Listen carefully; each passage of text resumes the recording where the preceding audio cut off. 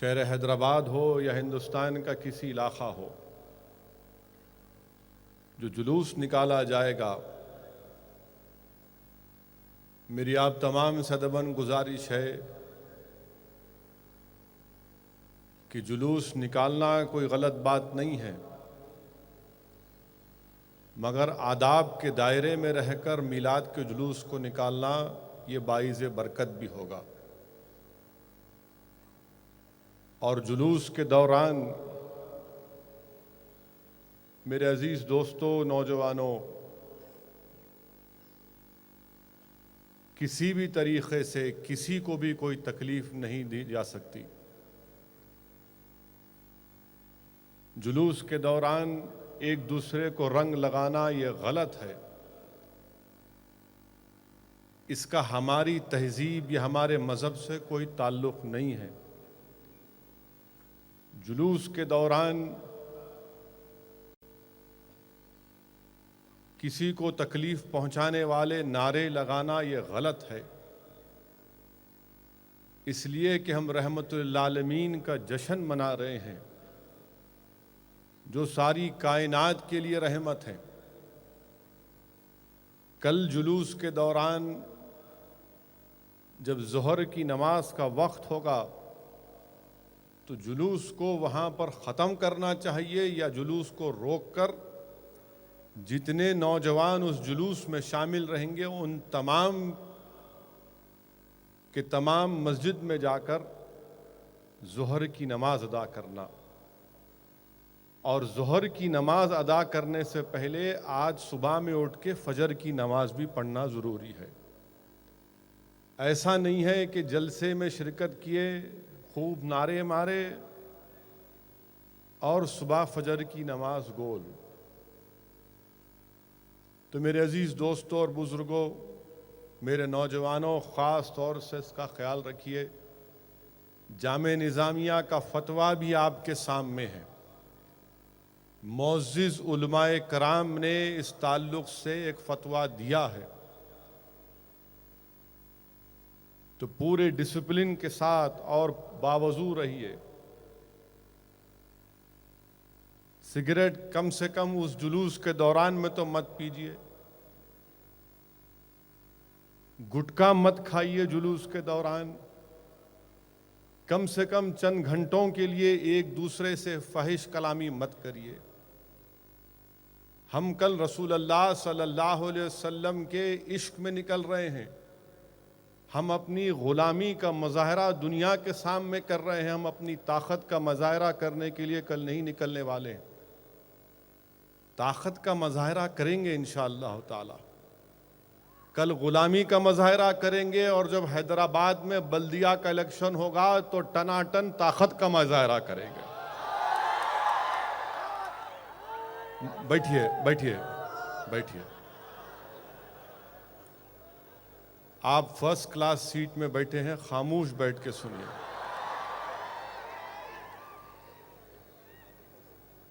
آپ کو ڈائریکٹ میری آواز سنائی دے رہی ہے، تو طاقت کا مظاہرہ انشاءاللہ تعالی کریں گے بلدیہ الیکشن میں، اور خوب بہترین طریقے سے جواب دیں گے۔ بہت پکار رہے کیڑے مکوڑے، کمزور سمجھ رہے ہم کو، انشاءاللہ تعالی تقریر کے دوران اس کا بھی جواب دوں گا۔ مگر میرے بزرگوں، میرے عزیز دوستوں، نوجوانوں، آداب کو ملوز رکھیے۔ اللہ کے رسول صلی اللہ علیہ وسلم کے جشن ولادت کو منانے کے لیے آپ اور ہم یہاں پر جمع ہوئے ہیں، تو میں امید کرتا ہوں کہ کل جو جلوس نکالا جائے گا وہ پرامن ہوگا، شریعت کے حدود سے یا حد سے آگے نہیں جائیں گے، ڈسپلن کا مظاہرہ ہوگا، امن کو برقرار رکھا جائے گا، باوضو آپ تمام رہیں گے، رنگ ایک دوسرے پر ہرگز نہیں پھینکیں گے، سگریٹ کو کم سے کم 3-4 گھنٹے کے لیے چھوڑ دیں گے، نماز ظہر پہلے فجر پھر ظہر ادا ہوگی۔ اور جب جلوس نکلے گا تو پورے طریقے کے ساتھ اپنی زبان پر درود و سلام کو جاری رکھیے۔ یہ غلاموں کا مظاہرہ کرنا ہے۔ میرے عزیز دوستوں اور بزرگوں، ماہ ربیع الاول کی بہت بڑی فضیلت ہے۔ علماء کرام نے یہ تصریف فرمائی ہے کہ اس ماہ مبارک کا بہت بڑا مرتبہ، بعض علماء کرام نے لکھا ہے کہ اس ماہ مبارک کا مرتبہ ماہ رمضان سے بڑھ کے ہے، اس لیے کہ اس میں اور ماہ رمضان میں اللہ سبحانہ و تعالیٰ نے قرآن کریم کو نازل کیا، تو اس ماہ مبارک میں صاحب قرآن تشریف لائے، اس میں قرآن آیا تو اس میں قرآن والے تشریف لائے، اور اگر اللہ کے رسول صلی اللہ علیہ وسلم نہ ہوتے تو رمضان، قرآن، زکوٰۃ، صدقہ یہ ہم کو نہیں ملتا۔ یہ ملا ہے تو صدقہ ہے نبی کریم صلی اللہ علیہ وسلم کا۔ میرے عزیز دوستوں اور بزرگوں، میرے عزتدار ماں اور بہنوں، اللہ سبحانہ و تعالیٰ نے انسان کو کئی نعمتوں سے نوازا۔ اللہ نے انسان کو آنکھ دیے، کان دیے، زبان دیے، دماغ دیا سوچنے اور سمجھنے کے لیے۔ یہ ایسی نعمتیں ہیں کہ ساری کائنات اس کی قیمت نہیں بن سکتی۔ اور کہیں پر اللہ سبحانہ و تعالیٰ نے کہا کہ انسان، میں نے تجھے آنکھ دے کر تجھے بہت بڑا احسان کیا، تجھے کان دے کر ایک بہت بڑا احسان کیا، بلکہ اللہ قرآن میں ارشاد فرمایا، علماء کرام نے اس قرآن کی آیات کا ترجمہ اس طرح کیا کہ اللہ فرما رہا ہے قرآن میں کہ اگر تم میری نعمتوں کا شمار کرنا چاہو تو نہیں کر سکو گے۔ اور جب کائنات میں اپنے حبیب محمد مصطفیٰ صلی اللہ علیہ وسلم کو بھیجا تو اللہ سبحانہ و تعالیٰ قرآن کریم میں ارشاد فرماتا ہے، علماء کرام محدث اس آیات کا ترجمہ اس طرح سے کرتے ہیں کہ اللہ نے مومنوں پر ایک بہت بڑا احسان کیا اور ان میں ایک عظمت والے رسول کو بھیجا، تو معلوم ہوا کہ نعمت عظمیٰ ہے جس پر اللہ سبحانہ و تعالیٰ خود احسان جتلا رہا ہے۔ میرے عزیز دوستوں اور بزرگوں، علماء کرام نے اپنی کتابوں میں لکھا، رسول الدین اویسی نے علماء کرام کے صحبت میں بیٹھ کر ان کے پیروں کے پاس بیٹھ کر سنا کہ ابو القاسم سہیلی رحمۃ اللہ علیہ نے ارشاد فرمایا کہ شیطان کو جب ملعون قرار دیا گیا تو چیخ مارا اور رویا۔ جب شیطان کو ملعون قرار دے کر اس کو نیچے ڈھکیل دیا گیا تو ابلیس رویا، پکارا، اور جب رسول اللہ صلی اللہ علیہ وسلم کی ولادت ہوئی تو شیطان پکارا، خوب پکارا اور رویا، اور جب سورہ فاتحہ کو نازل کیا گیا تو شیطان خوب پکارا اور خوب رویا۔ میرے عزیز دوستوں اور بزرگوں، جشن رحمت اللہ عالمین یا عید میلاد النبی منانا، حضرت شاہ ولی اللہ محدث دہلوی اپنی کتاب در ثمین میں اپنے والد شاہ عبد الرحیم رحمت اللہ علیہ کا واقعہ لکھتے ہیں کہ ہر سال شاہ عبد الرحیم رحمت اللہ علیہ ماہ ربیع الاول میں جشن ولادت نبی صلی اللہ علیہ وسلم مناتے تھے، کھانا پکاتے تھے اور غرباؤں میں تقسیم کرتے تھے۔ ایک مرتبہ شاہ عبد الرحیم رحمت اللہ علیہ کے پاس پیسے نہیں تھے، صرف 2 آنے تھے، تو آپ نے برکت کے حصول کے لیے بھنے ہوئے چنے خریدے اور غریبوں میں اس کو بانٹ دیا۔ تو رات میں شاہ عبد الرحیم رحمت اللہ علیہ خواب میں اللہ کے رسول صلی اللہ علیہ وسلم کا دیدار کرتے ہیں، اور اللہ کے رسول صلی اللہ علیہ وسلم کے سامنے میز پر بھنے ہوئے چنے رکھے ہوئے ہیں، اور رحمت اللہ علیہ ارشاد فرما رہے ہیں کہ عبد الرحیم، تو نے اس بھنے ہوئے چنے کو غریبوں میں بانٹ کر بہت بڑا اچھا کام کیا۔ میرے عزیز دوستوں اور بزرگوں، وہیں پر رفالہ ہفت مسئلہ میں حاجی امداد اللہ مہاجر مکی رحمت اللہ علیہ لکھتے ہیں کہ غریب عید میلاد النبی کو مناتا ہے، اور اگر آپ بخاری شریف کی حدیث کو پڑھیں گے، جس میں ابو لہب کے پاس صوبیہ نامی کام کرنے والی خاتون آ کر کہتی ہے کہ تمہارے بھائی کے گھر میں ایک بچہ پیدا ہوا ہے، یعنی محمد بن عبداللہ صلی اللہ علیہ وسلم۔ تو ابو لہب خوشی کے عالم میں انگلی سے اشارہ کر کے کہتا ہے کہ جا صوبیہ، میں تجھے آزاد کرتا ہوں آج کہ میرے بھائی کے گھر میں ایک بچہ پیدا ہوا ہے صلی اللہ علیہ وسلم۔ اور جب ابو لہب اس دنیا سے گیا، جہنم رسید ہوا، تو بخاری کی حدیث ہے کہ حضرت عباس اس کو خواب میں دیکھتے ہیں اور پوچھتے ہیں کہ کیا معاملہ ہوا تم سے؟ تو کہتا ہے کہ بڑے مشکل میں ہوں جہنم میں، صرف ایک ہی مرتبہ مجھے راحت ملتی ہے، جب پیر کا دن آتا ہے تو میں جس انگلی سے اشارہ کر کے رسول اللہ صلی اللہ علیہ وسلم کی آمد پر خوشی میں صوبیہ کو جو آزاد کیا تھا، اس دن میں اس انگلی کو اگر اپنے منہ میں ڈالتا ہوں تو میری پیاس بجھ جاتی ہے۔ تو ابو لہب محمد بن عبداللہ کی آمد پر جشن منا رہا تھا، اور ہم اور ساری کائنات میں محمد صلی اللہ علیہ وسلم کی آمد کا جشن منا رہے ہیں، تو یقیناً اللہ سبحانہ و تعالی ہماری یہاں پر آمد پر برکت دے گا، اور ہم تمام کے بیٹھنے کو قبول کرے گا انشاءاللہ تعالی۔ میرے عزیز دوستو اور بزرگوں، اللہ کے رسول صلی اللہ علیہ وسلم کے تعلق سے واقعات میں آیا کہ علماء کرام نے لکھا، یا اسد الدین اویسی کی زبان سے نہیں بلکہ علماء کرام کی کتابوں میں میں نے پڑھا کہ حضرت ابو بکر صدیق رضی اللہ تعالیٰ عنہ جب یمن کو گئے تو یمن میں آپ کی ایک ملاقات ایک ضعیف شخص سے ہوئی، جس نے آپ سے پوچھا کہ کیا آپ مکہ سے آئے ہیں؟ تو آپ نے کہا ہاں میں مکہ سے آیا ہوں۔ اس ضعیف شخص نے پوچھا کہ کیا آپ کے پاس محمد یا احمد صلی اللہ علیہ وسلم نے نبوت کا اعلان کیا؟ تو آپ نے کہا میں نہیں جانتا۔ پھر اس ضعیف شخص نے کہا کہ آپ کے جسم پر، آپ کے پیٹ کے بازو ایک تل ہے، تل کا نشان ہے، مجھے دکھائیے۔ صدیق اکبر نے کہا اور دیکھا تو کہا کہ ہاں یہ ہے نشان۔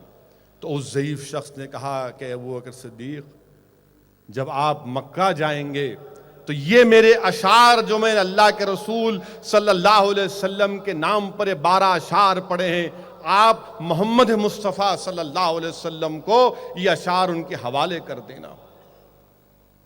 ابو بکر صدیق رضی اللہ تعالیٰ عنہ مکہ گئے، واپس گئے، جا کر پوچھا کیا ہے، کیا ہوا؟ تو معلوم ہوا کہ اللہ کے رسول صلی اللہ علیہ وسلم نے نبوت کا، رسالت کا اعلان کیا۔ آپ محمد مصطفیٰ صلی اللہ علیہ وسلم کے پاس جا کر رسول اللہ صلی اللہ علیہ وسلم سے پوچھتے ہیں، ملاقات کرتے ہیں، تو اللہ کے رسول صلی اللہ علیہ وسلم کہتے ہیں کہ ابو بکر صدیق دین کو قبول کرو، اسلام کو قبول کرو، ایک اللہ کی عبادت کرو اور جنت کو حاصل کرو۔ حضرت ابو بکر صدیق پوچھتے ہیں کہ اس کی صداقت کیا ہے؟ اللہ کے رسول صلی اللہ علیہ وسلم ارشاد فرماتے ہیں کہ ابو بکر، جو ضعیف شخص سے یمن میں ملاقات ہوئی تھی نا، مکہ میں بیٹھے ہوئے آقا محمد مصطفیٰ صلی اللہ علیہ وسلم اور کہہ رہے ہیں یمن میں تمہاری ایک ضعیف شخص سے ملاقات ہوئی تھی، تو صدیق اکبر کہتے ہیں کہ میں نے کئی ضعیف شخص سے ملا۔ تو بولے نہیں، اس شخص کی میں بات کر رہا ہوں جو تم کو میرے تعلق سے 12 اشعار پڑھ کر تم کو دیا، اور اللہ کے رسول صلی اللہ علیہ وسلم وہ پورے 12 اشعار پڑھ دیتے ہیں۔ تو معلوم ہوا علم غیب۔ میرے عزیز دوستوں اور بزرگوں، صدیق اکبر اسی وقت ایمان لاتے ہیں۔ میرے عزیز دوستوں اور بزرگوں، اس لیے علماء کرام نے لکھا کہ اللہ کے رسول صلی اللہ علیہ وسلم کی آمد، صدیق اکبر کو صداقت ملی، فاروق اعظم کو عدالت ملی، عثمان غنی کو شرافت ملی، حضرت علی کو شجاعت اور امامت ملی، حسن اور حسین کو شہادت ملی، امت کو شریعت ملی، غلاموں کو عزت ملی، اور اسد الدین اویسی جیسے گناہگار کو انشاءاللہ شفاعت ملے گی۔ میرے عزیز دوستوں اور بزرگوں، آج ہم رسول اللہ صلی اللہ علیہ وسلم کے جشن ولادت کو منانے کے لیے یہاں پر جمع ہوئے، اور اللہ کے رسول صلی اللہ علیہ وسلم کے تعلق حدیث قدسی میں آیا کہ اللہ فرما رہا ہے کہ میرے محبوب اگر آپ نہ ہوتے تو اس کائنات کا ذرہ بھی معرض وجود میں نہیں آتا۔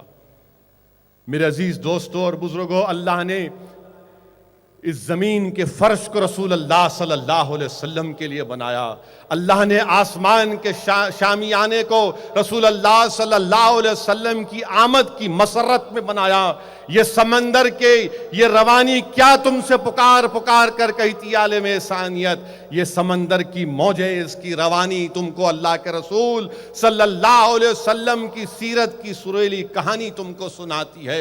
یہ زمین میں جو پیڑ اور لگے ہوئے ہیں یہ کیا ہیں؟ یہ اللہ کے رسول صلی اللہ علیہ وسلم کے سامنے ادب سے اپنا سلام پیش کر رہی ہیں۔ اے انسانیت سنو ویسی کی آواز کو۔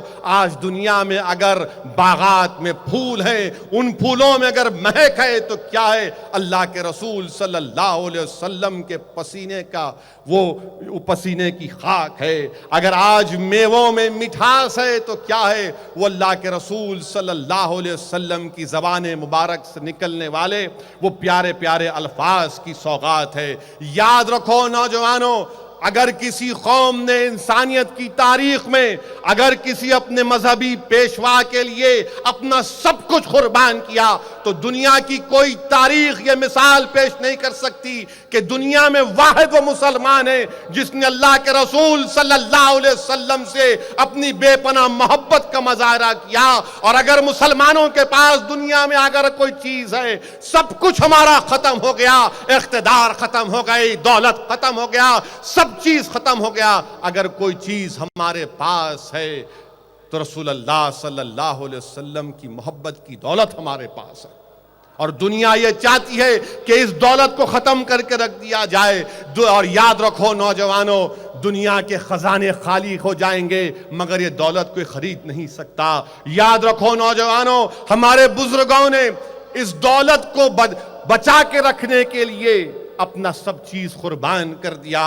یاد رکھو نوجوانوں، یاد رکھو نوجوانوں، جو بت پرست تھے، جو اللہ کے رسول صلی اللہ علیہ وسلم کے دامن سے لپیٹ گئے، وہ خدا پرست ہو گئے۔ جو قاتل تھے وہ زمانے اور انسانیت کے محافظ بن گئے۔ جن کے پاس دولت پر بڑا غرور تھا وہ رسول اللہ صلی اللہ علیہ وسلم کے جب دامن سے لپیٹ گئے تو اپنی ساری دولت کو لٹانا اپنے لیے ذریعہ نجات سمجھتے تھے۔ جو تخت نشین تھے آقا کے دامن سے وابستہ ہو گئے، قدموں سے وابستہ ہو گئے تو کہا تخت و تاج کی ضرورت نہیں ہے، رسول اللہ صلی اللہ علیہ وسلم کے قدموں کے پاس ہم بیٹھ جائیں گے۔ جو بڑے بڑے آرام کے بستروں پر سوتے تھے وہ آج بوریا نشینی پر رسول اللہ صلی اللہ علیہ وسلم کی محبت میں واسطہ اختیار کر گئے۔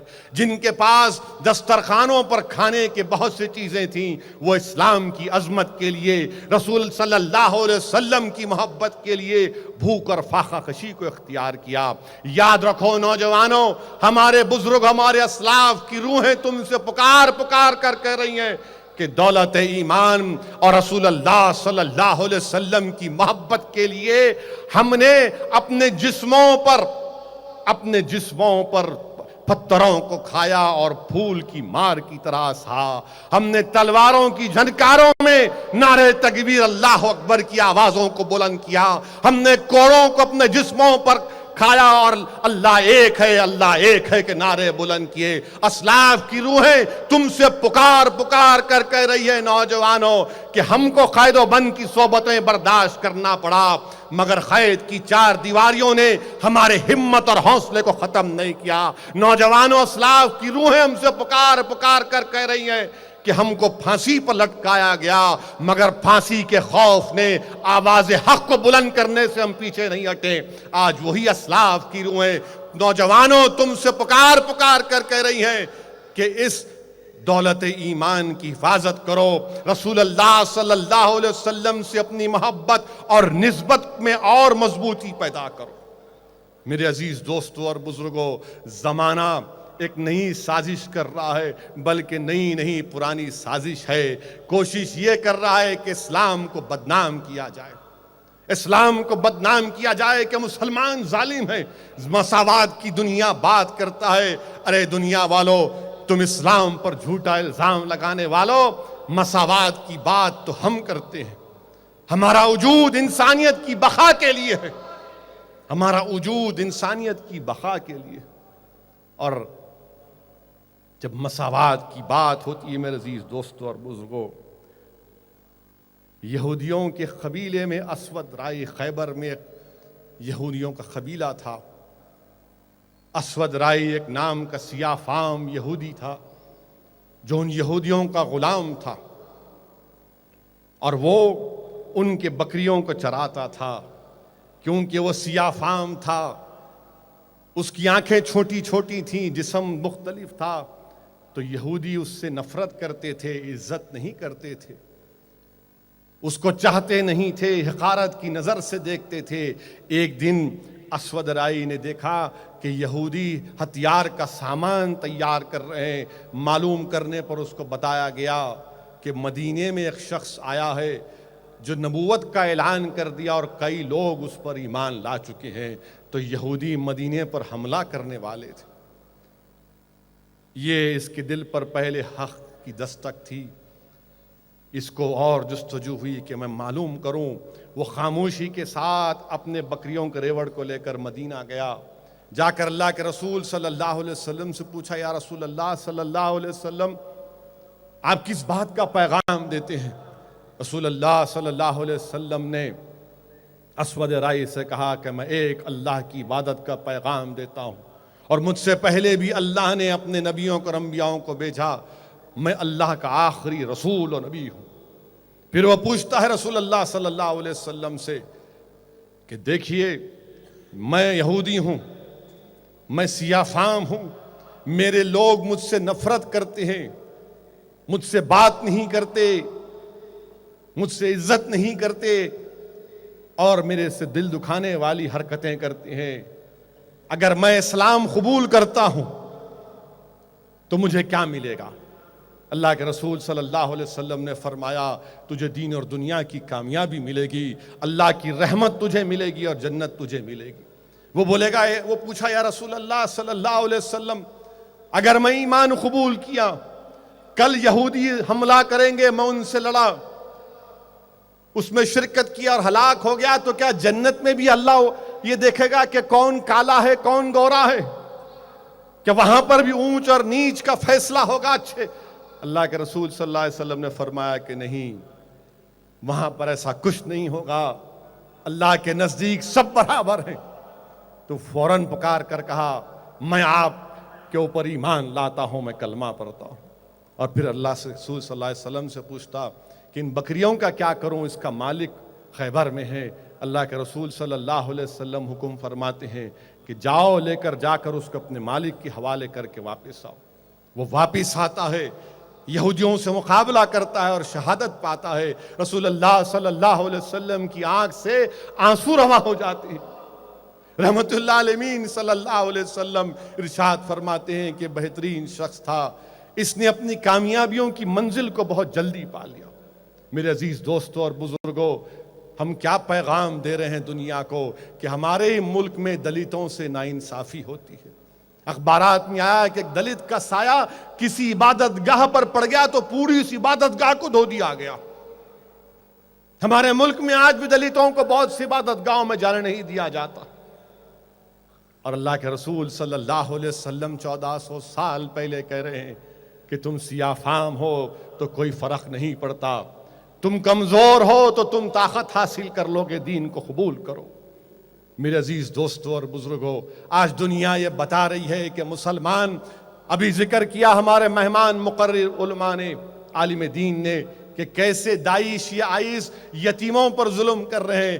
یہ ظالم ہے، ان کا تعلق اسلام سے نہیں ہے۔ رسول اللہ صلی اللہ علیہ وسلم کی سیرت ہم تمام کو پکار پکار کر کہہ رہی ہے کہ ایک مرتبہ رسول اللہ صلی اللہ علیہ وسلم کے دربار میں ایک صحابی رسول دوڑتے ہوئے آئے اور آ کر اپنی نظر پھرا پھرا کر دیکھ رہے تھے تو رسول اللہ صلی اللہ علیہ وسلم نے پوچھا تو کہ تم پریشان نظر آ رہے ہو، کیا بات ہے؟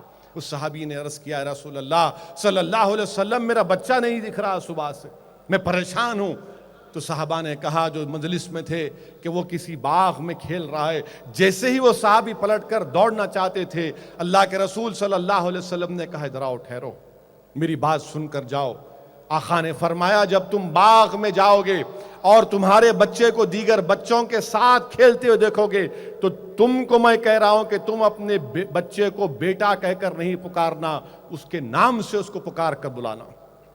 وہ جاتے ہیں، اپنے بچے کو دیکھ کر خوش ہوتے ہیں، اس کا نام پکار کر، جو اس کو واپس اللہ کے رسول صلی اللہ علیہ وسلم کے پاس آتے ہیں اور پوچھتے ہیں رسول اللہ صلی اللہ علیہ وسلم آپ نے کیوں ایسا کہا؟ اللہ کے رسول صلی اللہ علیہ وسلم نے کیا جواب دیا؟ سنو جو ہم پر کہتے ہیں کہ ہم یتیموں پر ظلم کر رہے ہیں۔ رحمت اللہ علیہ صلی اللہ علیہ وسلم نے کہا کہ اس باغ میں بہت سے بچے یتیم تھے اور میں نہیں چاہتا تھا کہ جب تم پکارو گے میرا بیٹا تو ان یتیم بچوں کا دل نہ دکھے۔ یہ اللہ کے رسول صلی اللہ علیہ وسلم کی تعلیمات ہے۔ دیکھو دنیا والوں، یہ ہمارے آقا کی تعلیمات ہے۔ نوجوانوں یاد رکھو اس چیز کو کہ کیسے رسول اللہ صلی اللہ علیہ وسلم یتیموں کے دل دکھانے کی بات نہیں کرنا چاہتے، اور پھر یہ کہتے ہیں کہ مسلمان جو ہے آئسس داعش، ان کو مل گیا موقع کہ داعش والے گردن کاٹتے ہیں۔ ارے وہ گردن کاٹتے ہیں تو قصائی ہے، وہ مسلمان نہیں ہے۔ اللہ کے رسول صلی اللہ علیہ وسلم کی سیرت کے واقعات، صحابہ اکرام کی قربانی، ان کے محبت کے کارنامے ہمارے سامنے، ان کے جذبات ہمارے سامنے۔ حضرت خبیب رضی اللہ تعالیٰ عنہ کو گرفتار کر لیا گیا، بھوک اور پیاسا رکھا گیا، ہتھکڑیوں سے زنجیروں سے باندھ کر کئی دن تک رکھا گیا، اور ایک جہاں پر آپ کو قیدی بنا کر رکھا گیا وہاں پہ ایک معصوم بچی اپنے ہاتھ میں چاقو لے کر آپ کے قریب آ گئی اور آپ کے سامنے چاقو رکھ دیا، اس کے ہاتھ سے گر گئی، معصوم بچی تھی۔ صحابی رسول دیکھیے، آپ اس بچی کے چاقو کو لے کر اپنے بازو رکھتے ہیں، اس بچی کو اپنے گود میں بٹھاتے ہیں، اس سے شفقت سے پیش آتے ہیں۔ اس کی ماں دیکھ کر پکارتی ہے کہ میرے بچی کو مار دے گا، اس کے پاس چاقو۔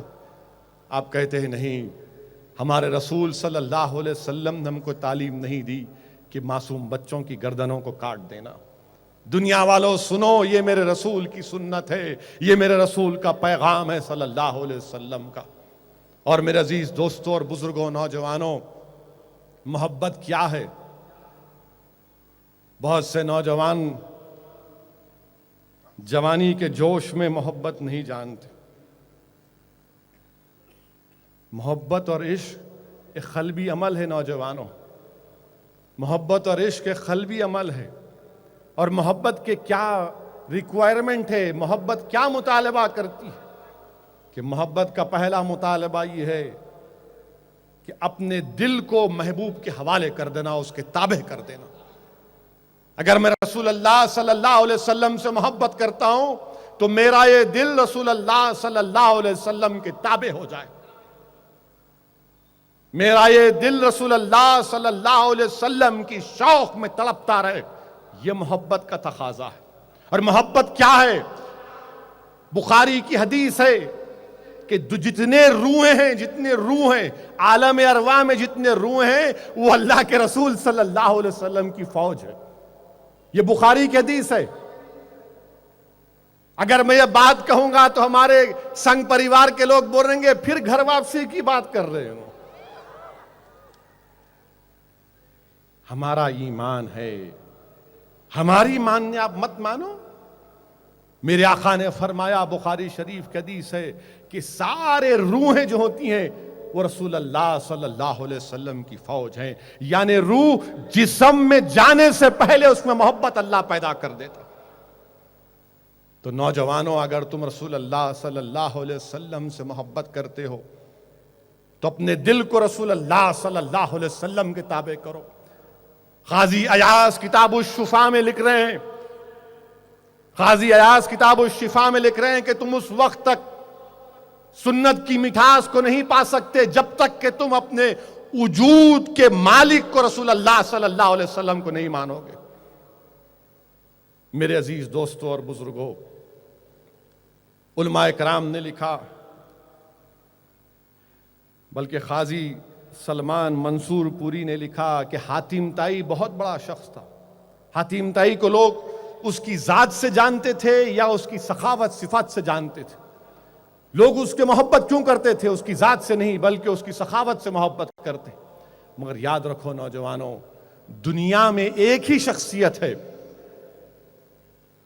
وہ ہے محمد مصطفیٰ صلی اللہ علیہ وسلم۔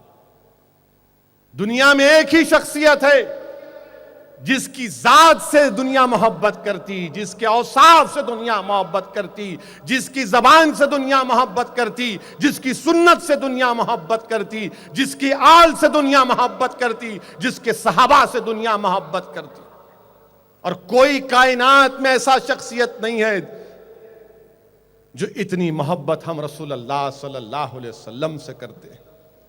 اب یہاں پر اس بات کو ذہنوں میں رکھو، میں آپ سے بھی مخاطب ہوں اور ان لوگوں سے بھی مخاطب ہوں جو اللہ کے رسول صلی اللہ علیہ وسلم کی شان میں گستاخی کرتے ہیں۔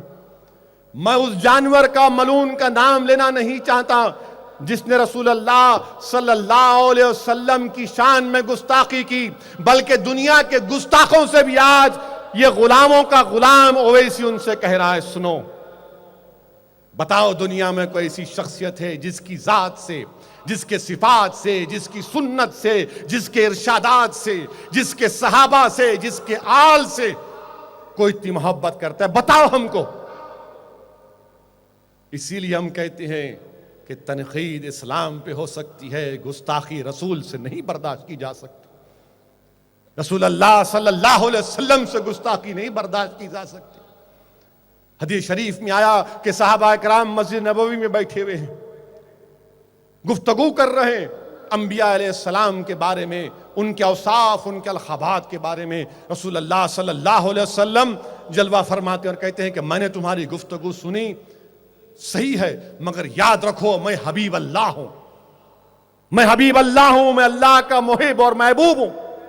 تو یاد رکھو دنیا والوں، یاد رکھو نوجوانوں، جب اللہ سبحانہ وتعالیٰ ان سے محبت کرتا ہے تو ہم کو بھی محبت کرنا ہے۔ سورہ توبہ کی آیات نمبر 4 کیا کہہ رہی ہے کہ رسول اللہ صلی اللہ علیہ وسلم سے محبت کرو، اپنی زندگی ان کے بتلائے ہوئے راستے پر گزارو، تم کو نعمتوں سے نواز دیا جائے گا۔ شیخ عبدالحق محدث دہلوی نے کیا کہا؟ جس کے دل میں رسول اللہ صلی اللہ علیہ وسلم کی محبت نہیں، وہ دل مردہ ہے، اس کی روح مردہ ہے۔ تو جس کے دل میں رسول اللہ کی محبت ہے وہ ایماندار ہے۔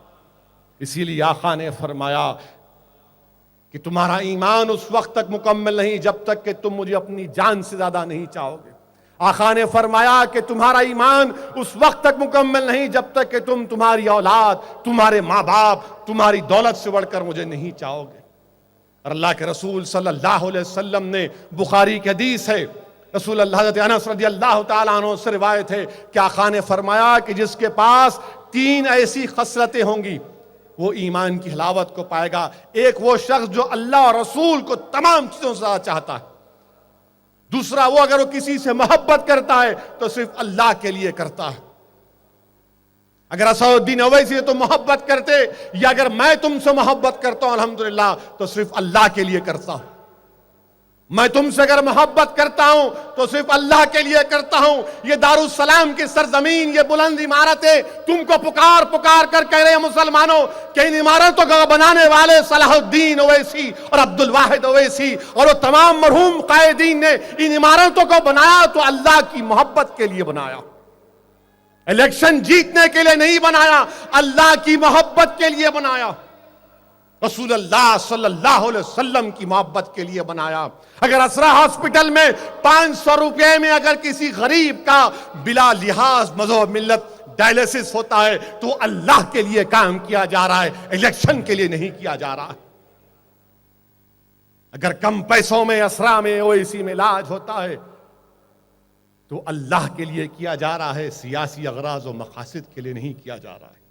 اگر اکبر الدین اویسی کو جسموں پر گولیاں ماری گئیں، چاقوں سے حملہ کیا گیا، اگر ہم نے بدلہ نہیں لیا اسی طریقے سے کیونکہ اللہ کے اوپر ہم نے چھوڑ دیا۔ میرے عزیز دوستوں اور بزرگوں، اگر اکبر الدین اویسی تعلیمی اداروں کو چلا رہے ہیں تو اپنی سیاسی شہرت کے لیے نہیں بلکہ اللہ کے لیے۔ اور یہی حدیث شریف حضرت انس رضی اللہ تعالیٰ عنہ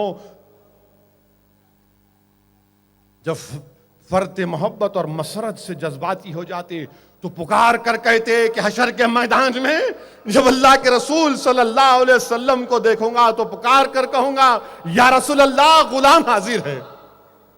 اللہ کرے کہ اسد الدین اویسی کو بھی یہ موقع ملے، ہم تمام کو اللہ وہ موقع دے کہ ہم تمام کے تمام حشر کے میدان میں ہوں اور ہم پکار کر کہیں یا رسول اللہ ہم آپ کے غلام ہیں، نظر کرم کیجیے۔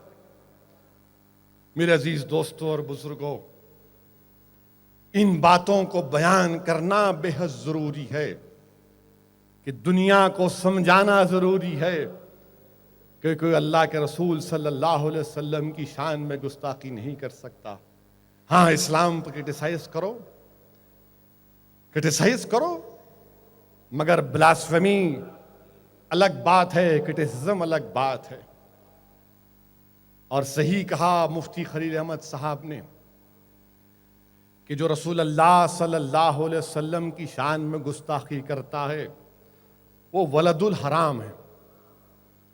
یہ میں نہیں کہہ رہا ہوں، ابھی آپ مفتی صاحب سے سنے، ورنہ ٹی وی چینل والے کل چلائیں گے، بھڑکاؤ بھاشن دیے تھے انہوں، اس کو حرام ولد الحرام بولے تو ہندی میں اس کا کوئی ترجمہ کر دیں گے، انگریزی میں کیا کیا بول دیں گے۔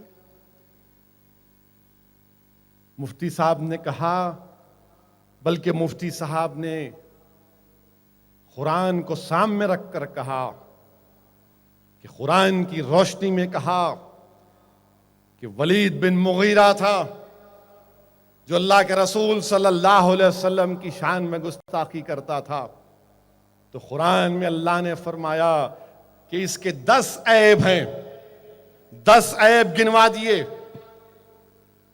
اور 10واں عیب یہ بتایا گیا کہ یہ ولد الحرام ہے، یہ اپنے باپ کا بیٹا نہیں، وہ اپنی ماں کے پاس نہیں۔ میرے عزیز دوستو، یہ چھچوری چیخا نہیں۔ اللہ کے رسول صلی اللہ علیہ وسلم کی محفل ہے، یہاں پر اہل اللہ بھی بیٹھے ہیں، یاد رکھو نوجوانوں، نہیں معلوم کون کون بیٹھے ہیں، کون کون کس کس کی آمد ہے۔ ہماری جسمانی آنکھوں میں اتنی طاقت نہیں ہے کہ جہاں پر رسول اللہ صلی اللہ علیہ وسلم کا ذکر ہوتا وہاں پر کون کون آ جاتے ہیں، یہ ہماری خوش قسمتی ہے۔ بہرحال وہ اپنی ماں کے پاس گیا اور کہا کہ ماں، 9 عیب تو میں مانتا ہوں مجھ میں ہے، 10واں عیب بتا، کیا میں اپنے باپ کا بیٹا ہوں یا تو نے اپنا منہ کالا کیا تھا؟ تو ماں نے کہا، سن میرے بیٹے، ہاں میں نے کسی ایک غیر آدمی کے پاس جا کر اپنا منہ کالا کیا تھا، تو ولد الحرام ہے۔ تو جو اتر پردیش میں رسول اللہ صلی اللہ علیہ وسلم کی شان میں گستاخی کیا وہ ولد الحرام ہے۔ کیا ہے وہ؟ زور سے بولیے۔ اور پھر اس کا انجام کیا ہوا؟ شواہد النبوہ پڑھو کتاب، پڑھنے کا ٹائم ملا تو خرید کے پڑھو۔ اس میں لکھا گیا کہ اللہ کے رسول صلی اللہ علیہ وسلم کعبۃ اللہ شریف کے سامنے کھڑے، یہ ولید بن مغیرہ طواف کر رہا ہے، اللہ کے رسول صلی اللہ علیہ وسلم دیکھتے ہیں، آقا دو عالم صلی اللہ علیہ وسلم، اس کے تمام تکالیف، اس کے تمام جملے یاد آتے ہیں۔ اللہ سبحانہ وتعالی جبریل امی کو بھیجتا ہے، جبریل امی رسول اللہ صلی اللہ علیہ وسلم کے بازو آ کر کھڑے ہو جاتے ہیں اور ولید بن مغیرہ کی طرف نظر کرتے ہیں۔ اس کے جسم پر ایک نشان زخم تھا جو سوکھ چکا تھا، برسوں پہلے ہوا تھا، اس حضرت جبرائیل کی ایک نظر اس کے زخم کو کھول دیتی ہے اور وہیں خون بہتا ہے، وہیں پر مر جاتا۔ یہ گستاخوں کی سزا، یہ گستاخوں کا انجام۔ کعب بن اشرف کا تم کو معلوم نوجوانوں کیا ہوا تھا؟ کعب بن اشرف رسول اللہ صلی اللہ علیہ وسلم کی شان میں گستاخی ہمیشہ. یاد رکھو مسلمانوں، ناموس رسالت کے ساتھ مسئلہ ہے. یاد رکھو دنیا والوں، فریڈم آف سپیچ کی تم بات کرتے ہو، میں بھی مانتا ہوں فریڈم آف سپیچ اور ایکسپریشن، مگر بلاسفمی فریڈم آف سپیچ نہیں ہو سکتی. بلاسفمی فریڈم آف سپیچ نہیں بن سکتی. اسی لیے ہمارے پاس 295 153 اے آئی پی سی ہے، 19 آرٹیکل 19 جی ہے. عزیز دوستوں اور بزرگوں، رسول اللہ صلی اللہ علیہ وسلم کو حکم دیا گیا کہ کعب بن اشرف کا کام تمام کیجیے. سورہ نساء کی آیات نمبر 5 پڑھو نوجوانوں. اللہ کے رسول صلی اللہ علیہ وسلم نے ارشاد فرمایا، ہے کوئی جو کعب بن اشرف کا کام تمام کرے؟ محمد بن مسلمہ رضی اللہ تعالیٰ عنہ اٹھے، بولے یا رسول اللہ مجھے اجازت دیجیے، مجھے اس بات کی اجازت دیجیے کہ میں اپنے طریقے سے اس کو کیفر کردار تک پہنچاؤں گا. رسول اللہ صلی اللہ علیہ وسلم نے ان کو اجازت دی. وہ کعب بن اشرف سے دوستی کیے، خوب دوستی کیے، اور جب پروگرام بن گیا کہ آج کعب کا کام فائنل ہونے والا ہے، اگر حیدرآباد کی زبان میں کہوں تو اس کی وکٹ اڑانے کا جب ٹائم آیا تو اس کو رات کے اندھیرے میں بلایا گیا، پکارا گیا. تو کعب جب اٹھ کر جا رہا تھا، اپنی بیوی نے کہا کہ پکارنے والے کی آواز میں مکاری کی آواز آ رہی ہے، مت جاؤ، اس میں شر ہے. کعب نے کہا نہیں، یہ میرے دوست ہیں، میں جانتا ہوں. جب ان کے پاس گیا تو حضرت صحابی رسول صلی اللہ علیہ وسلم محمد بن مسلمہ نے کہا کہ تمہارے بالوں سے بڑی خوشبو آ رہی ہے، قریب تو آؤ. اور جیسا قریب آئے اس کا کام تمام کر دیے. یہ پہلے گستاخ کی سزا تھی. اب اس کا یہ مطلب نہیں ہے کہ کل آپ وکٹ نکالنے چلے جائیں گے، نہیں جائیں گے آپ، کیونکہ قانون ہے. یاد رکھو اللہ کے رسول صلی اللہ علیہ وسلم نے حکم فرمایا تھا، اور شریعت کا حکم یہ ہے کہ جو ملک کا قانون ہوگا اس قانون کا پاس و لحاظ رکھنا پڑے گا. ہاں یقیناً اس ملعون نے ہم کو قلبی، جسمانی، روحانی ہر قسم کی تکلیف دی اپنے واہیات باتیں کر کر، اور ضرور انشاءاللہ تعالی اس کے لیے دنیا چھوٹی پڑ جائے گی. کم سے کم چوہا تو بھی اپنے بل میں رہ کر خوش ہوتا ہوگا، مگر گستاخی کرنے والا انشاءاللہ تعالی چوہے کی طرح بھی اس کی قسمت نہیں ہوگی انشاءاللہ. اور ہم اتر پردیش کی حکومت سے مطالبہ کرتے ہیں کہ اس کے خلاف چارج شیٹ ڈالو، سزا دلاؤ، اس کی بیل ہونے مت دو. اور گستاخی کی بات جب ہم کر رہے ہیں، یاد رکھو نوجوانوں، مکہ فتح ہوا، رسول اللہ صلی اللہ علیہ وسلم مکہ میں گئے اور کہا کہ سب کو معافی، آج سب کو معافی ہے، مگر بعض لوگوں کو معافی نہیں ہے، جس میں ابن خطل نامی شخص تھا جو گستاخی کرتا تھا. صحابہ اکرام آ کر پوچھے، یا رسول، عرض کیا رسول اللہ وہ کعبۃ اللہ شریف کے غلاف میں چھپا ہوا ہے. اور یاد رکھو نوجوانوں، کعبۃ اللہ شریف میں مچھر کو نہیں مار سکتے، مبارک جگہ ہے. آقا نے فرمایا کہ اللہ کے رسول کا گستاخ وہیں پر کام کرو. اللہ کے رسول صلی اللہ علیہ وسلم نے حکم فرمایا، آپ کے پاس کوئی اختیار نہیں ہے میں جا کے کروں گا، نہیں، قانون سے کام کرائیں گے. ہم اپنی زبان سے مقابلہ کریں گے، تحریر سے مقابلہ کریں گے، اپنے ایمان کو مضبوط کر کے مقابلہ کریں گے، اپنے مسجدوں کو آباد کر کے مقابلہ کریں گے. اور ڈرنے اور گھبرانے کی کوئی ضرورت نہیں. افسوس مجھے اس بات کا ہوتا ہے کہ رسول اللہ صلی اللہ علیہ وسلم کی شان میں گستاخی.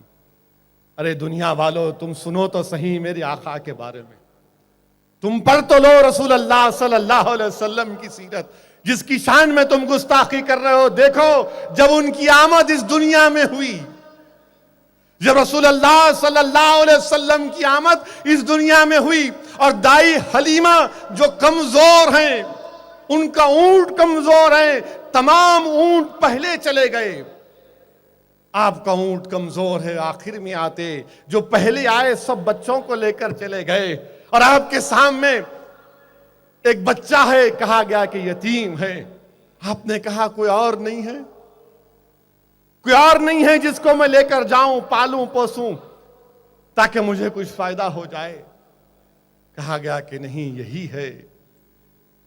اور وہ دائی حلیمہ جب اللہ کے رسول صلی اللہ علیہ وسلم کو اٹھاتی ہیں اپنے ہاتھوں میں، رسول اللہ صلی اللہ علیہ وسلم جب اپنی آنکھیں کھولتے ہیں، منہ کھولتے ہیں، تو دائی حلیمہ کہتی ہیں کہ ایسا نور نکلا جو آسمانوں تک چلا گیا۔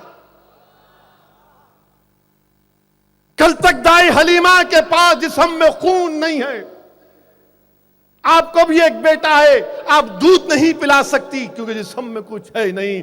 آپ کہتی ہیں کہ جیسا ہی میں نے محمد صلی اللہ علیہ وسلم کو گود میں اٹھایا، میرے جسم میں طاقت آ گئی۔ رسول اللہ صلی اللہ علیہ وسلم کو دائی حلیمہ کعبۃ اللہ شریف میں لے کر گئی تو رسول اللہ صلی اللہ علیہ وسلم نے بتوں کی طرف نہیں دیکھا۔ جب حجر اسود کے پاس گئے تو سنو دنیا والو، ہم کیوں گستاخی کو برداشت نہیں کرتے، حجر اسود نکل کر رسول اللہ صلی اللہ علیہ وسلم کو چوما۔ دائی حلیمہ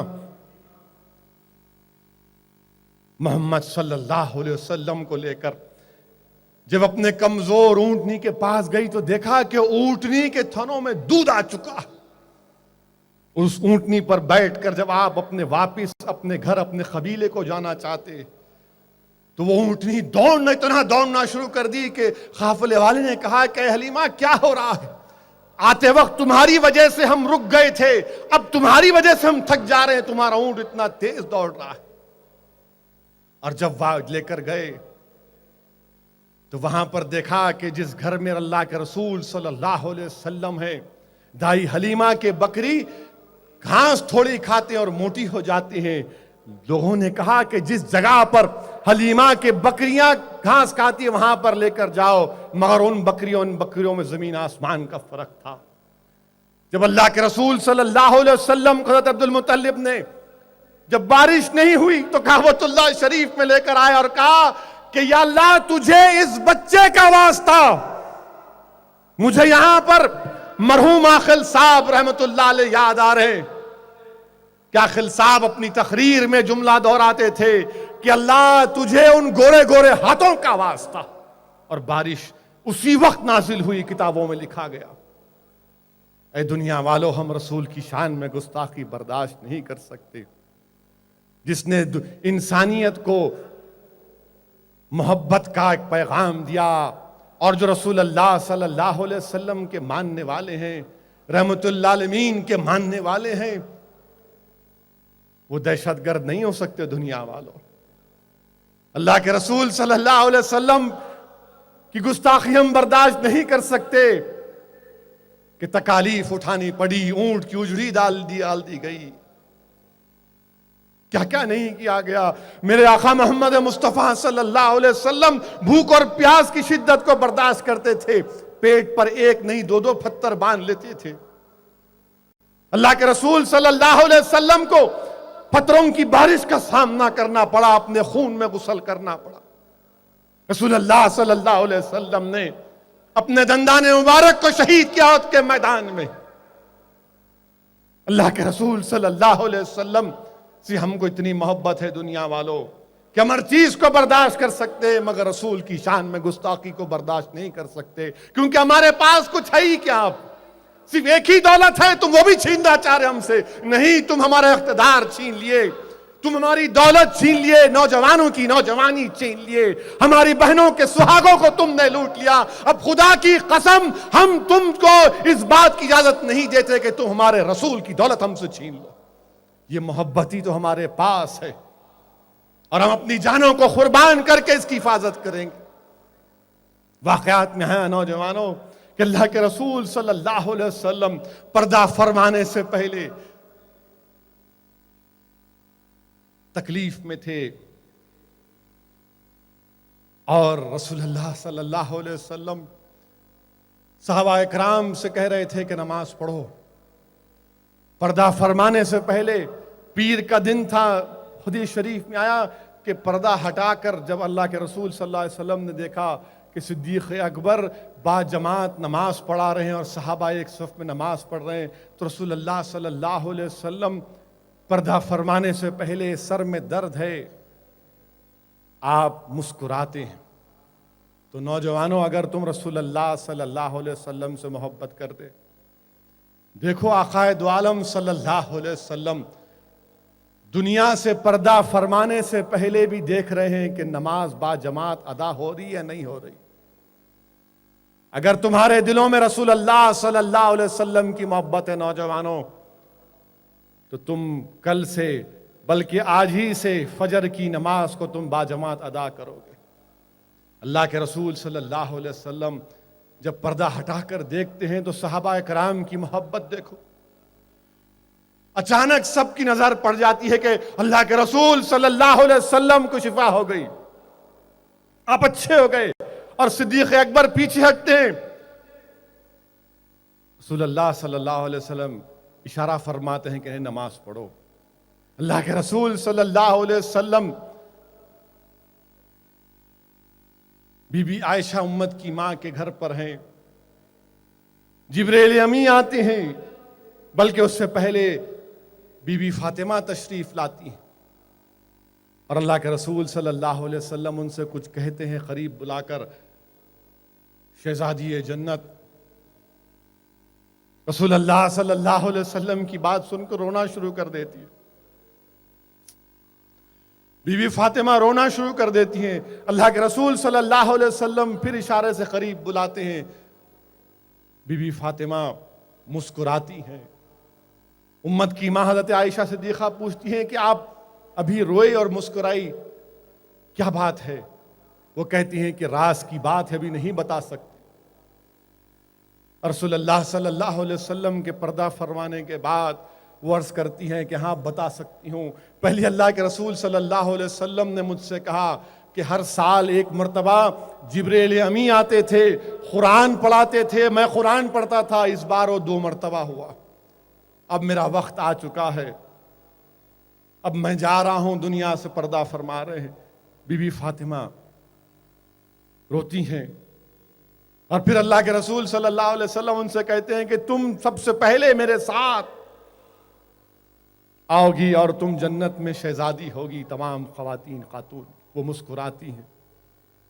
جبریل امی آ کر جبریل امی رسول اللہ صلی اللہ علیہ وسلم کے پاس آتے، دنیا والوں سنو ہم کیوں گستاخی برداشت نہیں کرتے۔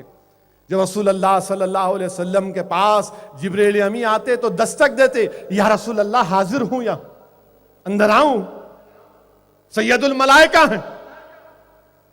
اب کی بار جب آتے ہیں اور کہتے ہیں یا رسول اللہ صلی اللہ علیہ وسلم ملک الموت آئے ہیں، یا رسول اللہ صلی اللہ علیہ وسلم، اور اللہ یہ جاننا چاہتا ہے کہ آپ دنیا میں رہنا چاہتے ہیں یا پھر آپ دنیا سے پردہ فرمانا چاہتے ہیں۔ اللہ کے رسول صلی اللہ علیہ وسلم رسول اللہ ارشاد فرماتے ہیں کہ ملک الموت کو اجازت ہے آؤ۔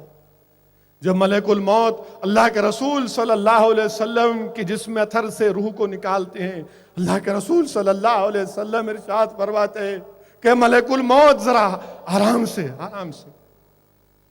رسول اللہ صلی اللہ علیہ وسلم کے بازو جو پانی کا پیالہ ہے اس میں انگلیاں ڈبو کر اپنے پیشانی کو لگاتے ہیں، اور پیشانی سے جو پسینہ نکلتا ہے علماء کرام نے لکھا کہ وہ موتیوں کی لڑی تھی، وہ موتیوں کی لڑی تھی۔ اللہ سبحانہ و تعالیٰ فرشتوں کو بھیجاتا ہے کہ میرے محبوب کا ارشاد یہ ہے، بتاؤ ان کو کہ جو یہ تکلیف ہو رہی ہے، ایک روایت میں آیا کہ 20 درجے کم کرتی گئی، ایک روایت میں آیا کہ 70 درجے کم کرتی گئی، اور پھر علماء نے لکھا کہ جب کسی انسان کی روح نکالی جاتی ہے اس پر اتنی تکلیف ہوتی ہے کہ ایسا تکلیف ہوتی ہے کہ کسی کو تلوار سے آپ جسم پر ضرب مارتے ہیں۔ ایک معمولی سوئی چبھتی ہے تو ہم اللہ بول کے پکارتے ہیں، اماں کو یاد کرتے ہیں، یہاں تلوار کی مار پڑتی۔ جب اللہ کے رسول صلی اللہ علیہ وسلم یہ سنتے ہیں تو زبان مبارک سے دعا کرتے ہیں، یا اللہ جتنی تکلیف دینا ہے مجھے دے دے، میری امت کو مت دے۔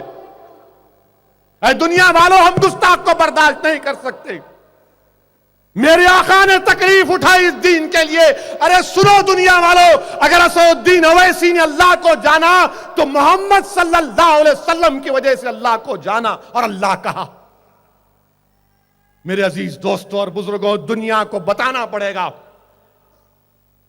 ہم بتائیں گے دنیا کو بغیر مغروب ہوئے، بغیر ڈرے اور خوف کا شکار ہوئے. گستاخی کو ہم برداشت نہیں کر سکتے.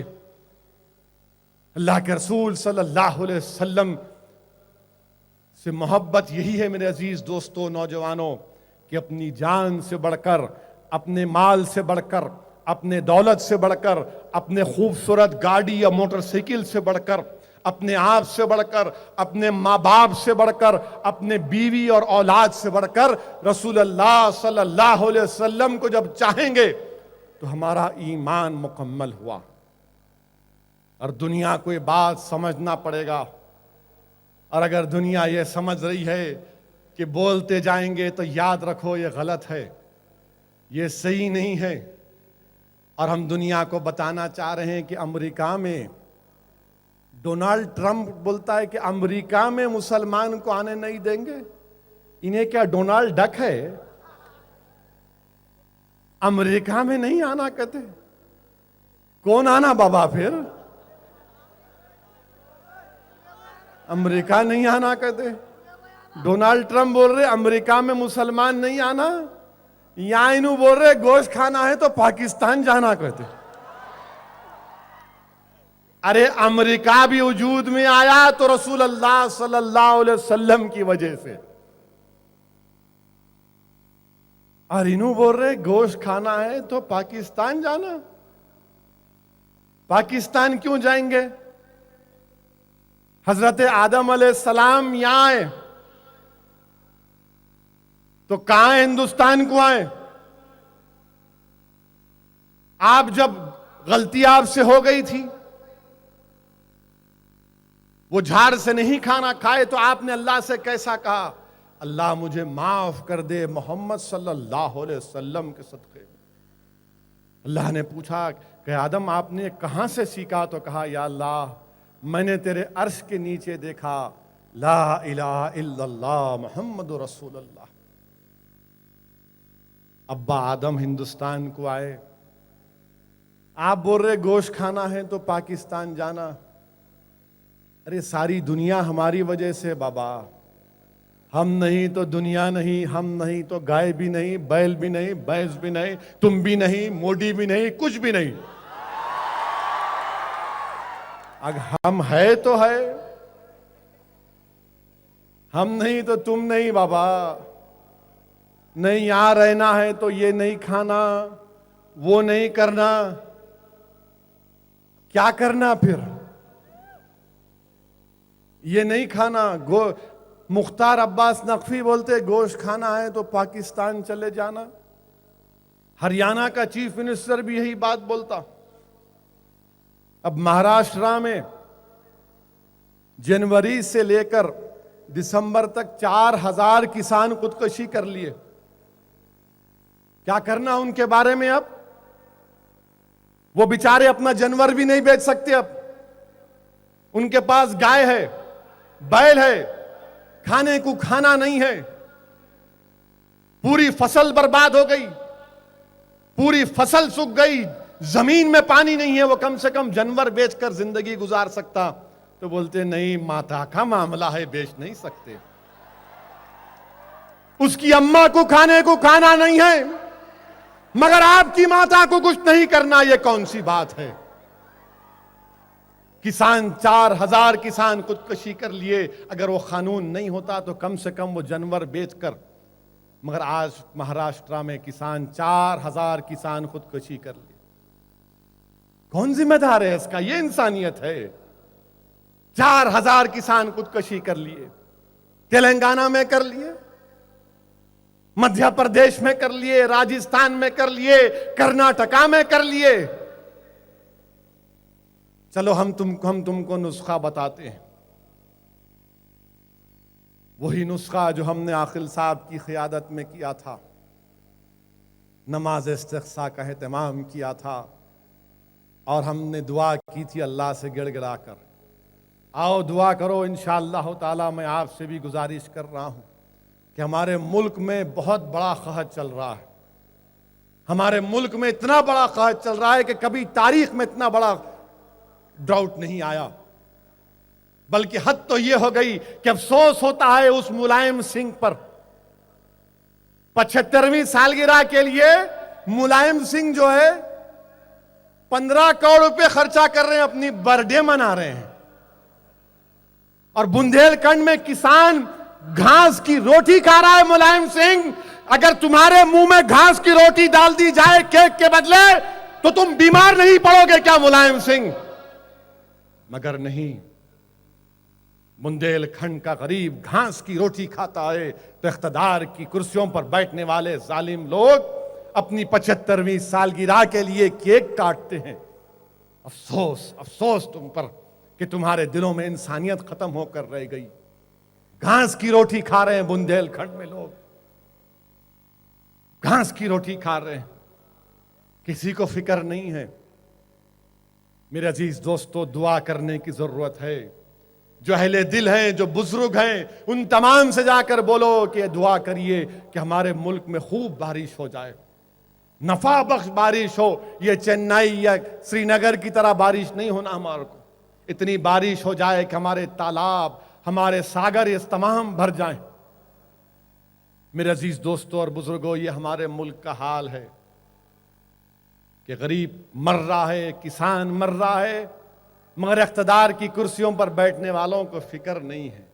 ہمارے پرائم منسٹر کے بارے میں تو کیا بولنا، پارلیمنٹ سیشن ہوا تو آ کے بیٹھے، ہم بولے بہت احسان کیا، آپ بیٹھے۔ ابھی معلوم ہوا روس کو چلے گئے، رشیا چلے گئے پرائم منسٹر۔ آج اخبار میں، کسی اخبار میں کارٹون آیا، میں اخبار والوں کو بول رہا ہوں یہ بھڑکاؤ بھاشن بول کے چلانا نہیں۔ اخبار کا کارٹون یہ تھا کہ پرائم منسٹر ایک سوٹ پہنے ہوئے ہیں، ٹائی نہیں ہے، پینٹ کا جو پینچا ہے زیادہ اٹھا ہوا ہے، لکڑی ہے، لکڑی کے اوپر ایک بوریا بنا ہوا ہے، اس کے اوپر رشیا لکھا ہوا ہے۔ سامنے 2 لوگ کھڑے ہوئے ہیں، کہہ رہے ہیں آوارہ ہوں۔ یہ میں نہیں بول رہا ہوں بھائی، ورنہ کل کیس بک کر دیں گے۔ یہ بھائیوں کی عادت ہے ہمیشہ بولتے رہنا، میں نہیں بول رہا ہوں، انہوں بول رہے آوارہ ہوں۔ کارٹون ہے، کارٹون ہے، آپ دیکھو جا کے، اخبار میں آیا کارٹون ہے، ایسا لکڑی رکھے ہوئے ہے، کیا ہے نہیں معلوم میرے کو، آوارہ کا مطلب نہیں معلوم۔ انصاری صاحب پاشا قادری جانتے ہوں گے، کیونکہ دونوں بھی جو ہے بڑے بڑے شخصیتوں کے ساتھ بہت قریب رہے، ایک عاقل صاحب کے ساتھ، ایک سالار کے ساتھ۔ کیا پرائم منسٹر صاحب آپ روس کو چلے گئے؟ آپ ہندوستان کو آئے تو بڑی خوشی ہوتی ہم کو، ہمارا پرائم منسٹر آیا۔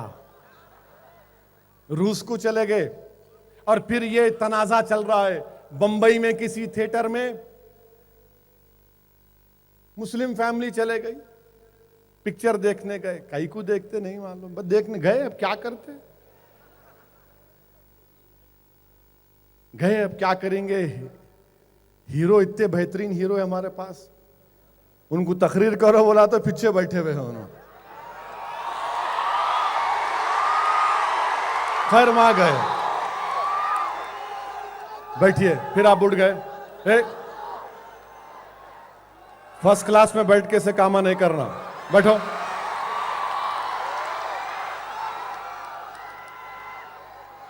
میں پلین کا فرسٹ کلاس بول رہا ہوں، بیٹھو، غلط نہیں سمجھنا۔ تو خیر ان کو تھیٹر میں ایک جن گن من ہوا، بیچاری وہ نہیں اٹھے، وہ لوگا تم مسلمان رہ کے نہیں اٹھے، تم جن گن من کی توہین کرے، تم ٹیررسٹ ہو، تم اینٹی نیشنل ہو، تم ہندوستان کے غدار ہو، تم فلاں ہو فلاں ہو فلاں ہو، بھگا دیا ان کو وہاں سے، ویڈیو لے کے ڈال بھی دیے یوٹیوب پہ۔ اب کیا ہوا معلوم آپ کو؟ یہ اللہ کا نظام بھی، پرائم منسٹر روس کے ایئرپورٹ پہ اترے، मिस्टर मित्रों, प्राइम मिनिस्टर रूस के एयरपोर्ट पे उतरे तो हर मुल्क के सरबराह को वहां की फौज सलामी देती। सलामी दी, आप सलामी लिए और बैंड शुरू हो गया, जन गण मन नेशनल एंथम। हमारे प्राइम मिनिस्टर चलना शुरू कर दिए। अब क्या बोलेंगे आप इनको? क्या करेंगे आरएसएस की खाकी चड्डी पहन के हमको गद्दार कहने वालों? बताओ तुम अब क्या बोलोगे? हमारी एक बहन, हमारा एक भाई, हमारी एक ज़हीफ औरत को तुमने थिएटर से गालियां देकर गद्दार कहकर निकाल कर भगाया कि तुम जनगण मन में नहीं उठे, और हमारा वजीर आजम, तुम्हारा वजीर आजम जनगण मन हो रहा तो चल रहा उन्हें। अब क्या बोलेंगे आप? तो बोलेंगे नहीं नहीं नहीं नहीं, जरा जेट लैग था, 10-12 घंटे का सफर था मित्रों, थक गए थे मित्रों। तो मेरे दोस्तों, गलती सबसे होती है। मैं नहीं बोलता था, मगर हमारी बच्ची पे हुआ, हमारे भाई पे हुआ, तो लोग बोलेंगे इसका जवाब कई को नहीं दिया हैदराबाद से। तो जवाब देना जरूरी था। यहीं जवाब दिया जाता है, दूसरी जगह नहीं जवाब देते। दूसरी जगह सेकुलरिज्म का स्टैंप लगा हुआ है, मसलहत का, बुज़दिली का, दुनियादारी का, रियाकारी का, झूठ का, मक्कारी का, फरेब का स्टैंप लगा हुआ है। यहां पर अगर कोई चीज है तो गुलाम बनने की कोशिश की जा रही है, गुलामी का हक अदा करने की कोशिश की जा रही है। इसलिए दुनिया हमको बदनाम करती। मगर कब तक मुसलमानों पर शक किया जाएगा? हमने इस वतन को आजाद किया।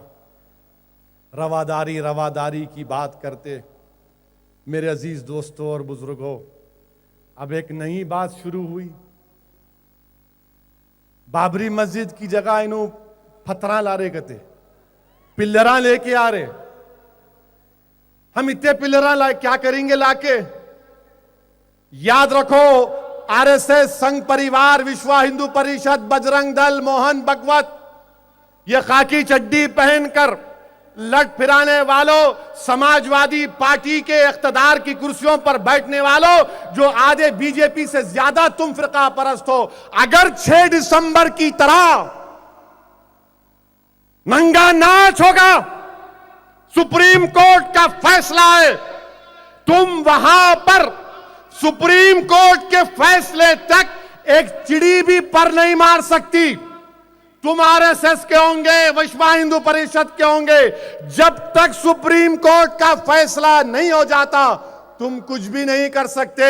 मुलायम सिंह, तुम्हारी हुकूमत का काम यह था कि तुम उन पत्रों को सीज करते, पत्रों को सीज करते, मुकदमा आयद करते, मगर नहीं, ये नूरा कुश्ती हो रही है। पत्थर लाएंगे, क्या करेंगे लाके? जब तक सुप्रीम कोर्ट का फैसला नहीं हुआ कुछ नहीं कर सकते आप। नहीं, मोहन भगवत बोले मेरी जिंदगी में बनाएंगे। क्यों? आपकी जिंदगी सुप्रीम कोर्ट की अजमत से बढ़कर है, आपकी जिंदगी के हमारी मस्जिद से बढ़कर है। तुम्हारी जिंदगी की अगर बात है तो मेरी जिंदगी भी सामने है मोहन भगवत। हिंदुस्तान को अगर तुम क्यों इख्तिदार मिला मिस्टर मोदी? आपको मंदिर बनाने के लिए इख्तिदार मिला या गरीबों को सहूलत पहुंचाने के लिए इख्तिदार मिला? तुमको इख्तिदार मंदिर बनाने के लिए मिला या किसानों को राहत पहुंचाने के लिए मिला? तुमको इख्तिदार मंदिर बनाने के लिए मिला या हिंदुस्तान की इकोनॉमी को सही करने के लिए मिला?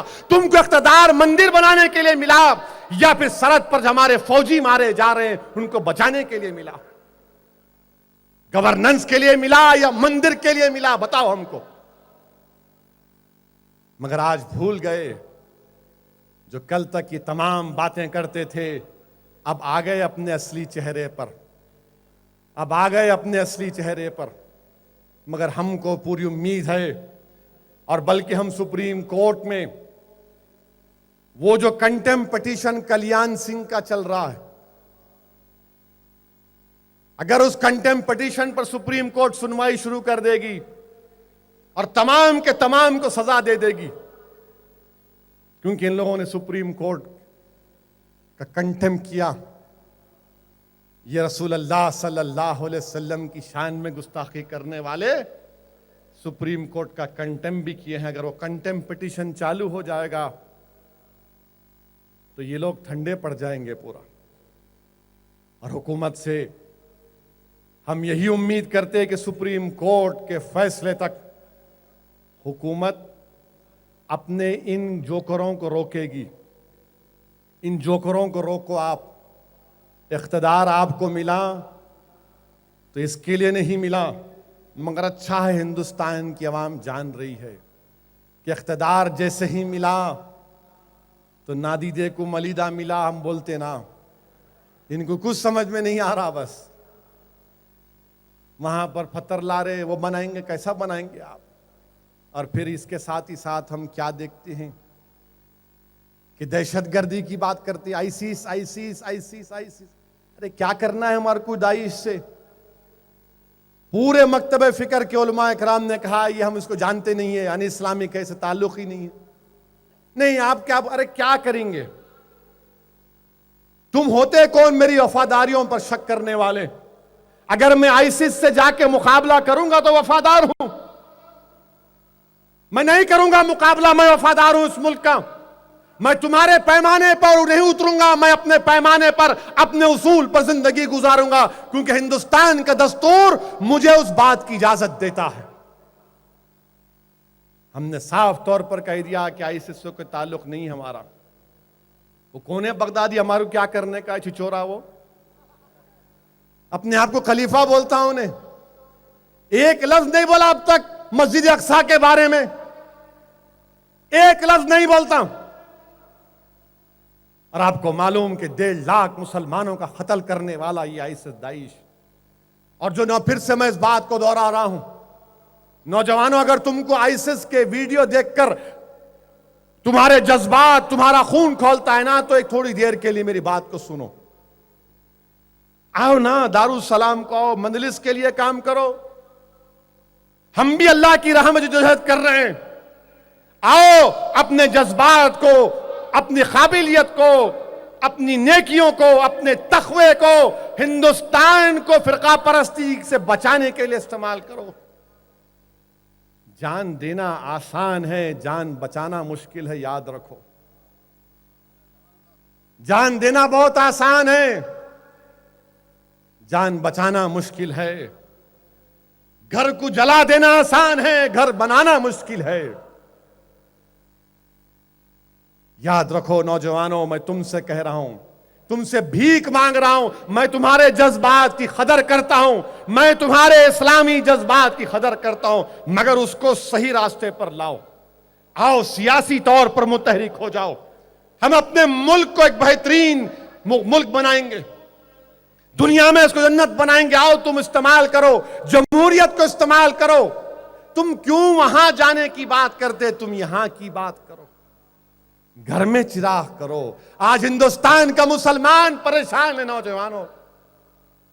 میں دیکھ کر آیا ہوں بہار کی غربت کو. ہمارے مہمان خصوصی میری اس بات کو مانیں گے کہ جو غربت میں نے سیمانچل میں دیکھی، ہندوستان کے کہیں علاقے میں نہیں دیکھی. تم کو معلوم 50% بچے مسلمانوں کے سیمانچل میں پیدا ہو کر 2 سال کے اندر مر جاتے ہیں. 50% بچے سیمانچل میں. کیا تم کو معلوم نوجوانوں، مغربی بنگال میں 27% ہماری آبادی اور 48% مسلمان جیلوں میں. تم کیوں نہیں وکیل بنتے؟ تم کیوں نہیں جج بنتے؟ تم کیوں نہیں مجسٹریٹ بنتے؟ تم کیوں نہیں IPS آفیسر بنتے تاکہ ہمارے بچوں پر کوئی ظلم نہ کر سکے؟ 27% مسلمان، 48% جیلوں میں ہے. بہار میں سیکولرزم کا باجا بجتا ہے. 17% مسلمان ہیں تو 20% جیلوں میں ہے. مہاراشٹرا میں 11% ہیں تو 27% جیلوں میں ہے. تم وہاں کیوں جاتے؟ آؤ نا، ان جیلوں سے نکالنے کی بات کرو. اگر تم قابل ہو تو میں تم سے کہہ رہا ہوں کہ آج کے جلسے رحمت العالمین سے ارادہ کرو. یہ عزم لے کر اٹھو کہ اب میں اپنے مسجدوں کو آباد کروں گا، اپنے بچوں کو پڑھاؤں گا، اب خاص طور سے اپنی بیٹیوں کو، اپنی بہنوں کو پڑھاؤں گا۔ اگر تم کو اتنا جذبہ ہے جان دینے کا تو کیا تم ایک کام کر سکتے ہو؟ ایک تو ارادہ کر لو کہ اب میں جہیز نہیں لوں گا۔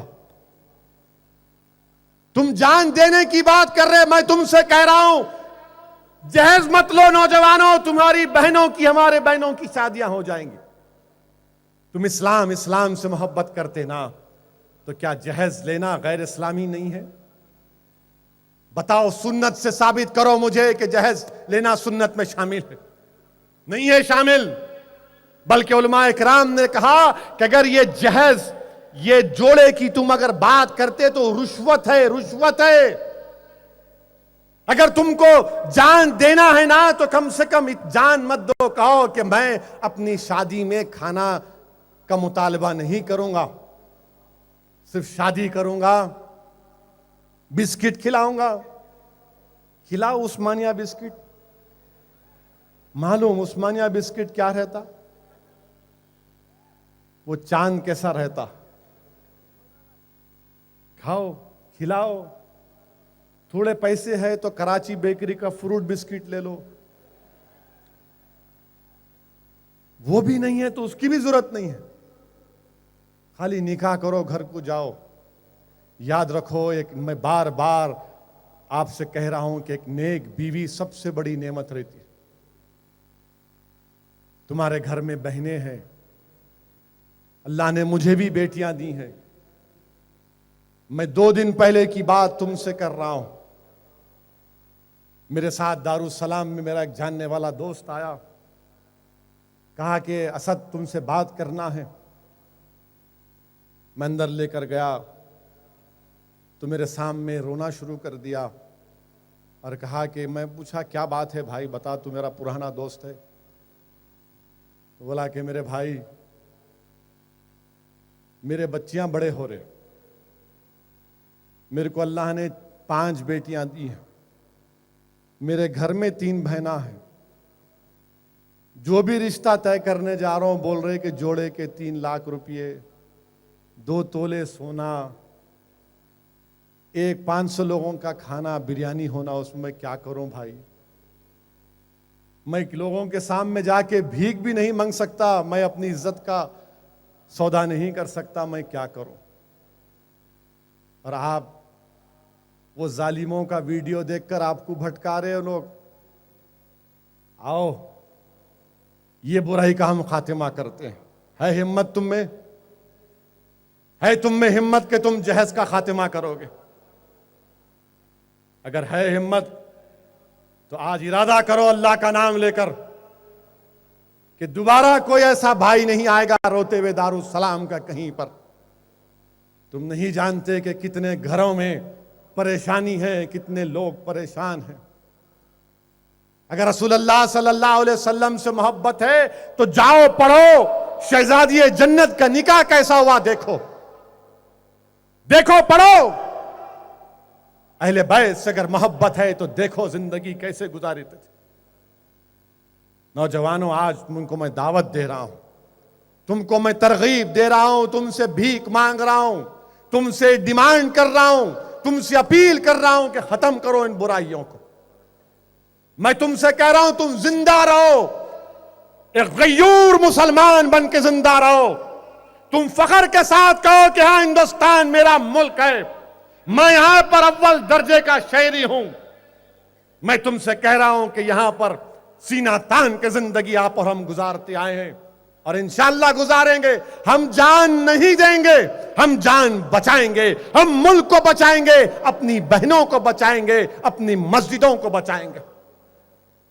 یہ کام ہم کو کرنا ہے اور ہم خاموش نہیں بیٹھ سکتے۔ یاد رکھو، جہیز کیا کرتے ہمارے پاس؟ جہیز دے دیتے،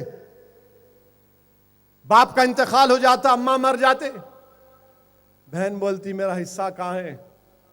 تو بولتے تیرا کنیا دان نہیں کرے ہم، کئی کا حصہ تیرا؟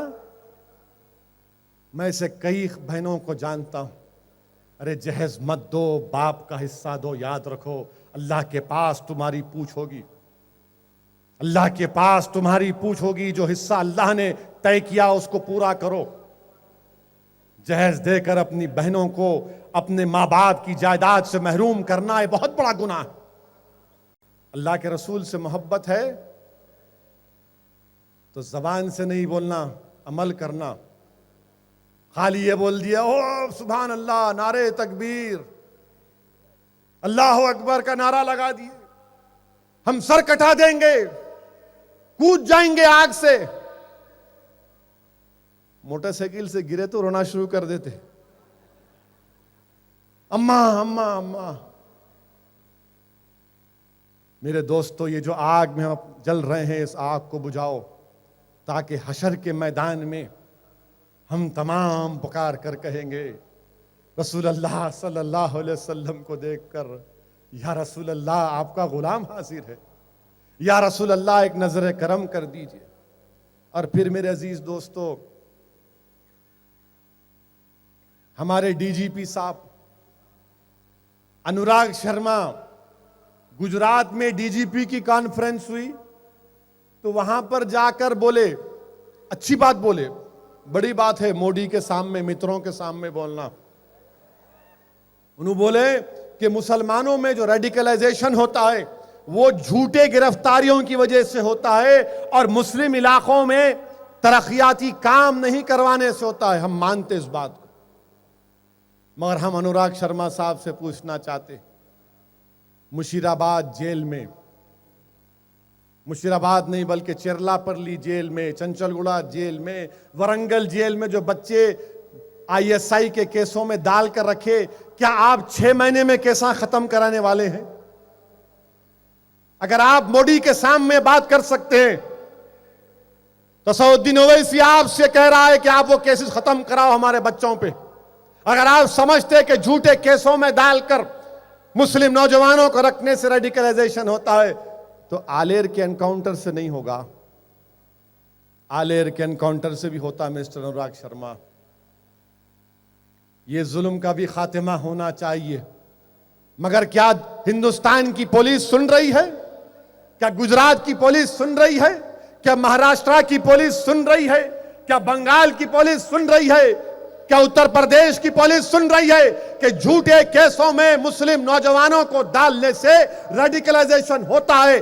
مسلم علاقوں میں ترقیاتی کام نہیں کروانے کی وجہ سے، مسلم نوجوانوں کو تعلیم سے محروم رکھنے کی وجہ سے، مسلمانوں کو ان کا حق نہیں دینے سے ریڈیکلائزیشن ہوتا ہے۔ یہ اسد الدین اویسی کے الفاظ نہیں ہیں، تلنگانہ کے ڈی جی پی کے الفاظ ہیں۔ اب بتاؤ بھڑکاؤ بھاشن کون کر رہا ہے؟ میرے عزیز دوستوں اور بزرگوں، اور پھر لاسٹ اینڈ فائنل، بیٹھی ابھی ختم نہیں ہوا، لاسٹ اینڈ فائنل یہ ہے، ہاں میں بول دیا نا، آپ کہیں کو بول رہے بیٹھو۔ جنوری 20 تاریخ سے پہلے، ادب کو ملوث رکھیے، جنوری 20 تاریخ سے پہلے انشاءاللہ حیدرآباد کے بلدیہ الیکشن ہوں گے۔